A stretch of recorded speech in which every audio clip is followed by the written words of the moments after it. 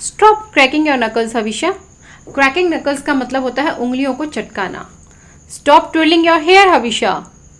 ट्विलिंग hair का मतलब होता है बालों की लटों को गोल गोल घुमाना। It's a bad habit Havisha, don't pick your nose. Picking your nose का मतलब होता है नाक में उंगली डालना। Don't slouch. स्लाउच का मतलब होता है सिर झुका के या मुंह लटका के बैठना या चलना। Shaking legs. शेकिंग लेग्स का मतलब होता है जब हम बैठे बैठे पैरों को हिलाते रहते हैं तो उसे कहते हैं shaking legs. Road rage. Road rage का मतलब होता है रोड पे, सड़क पे बहुत तेज से गाड़ी चलाना। Thank you so much for watching this video.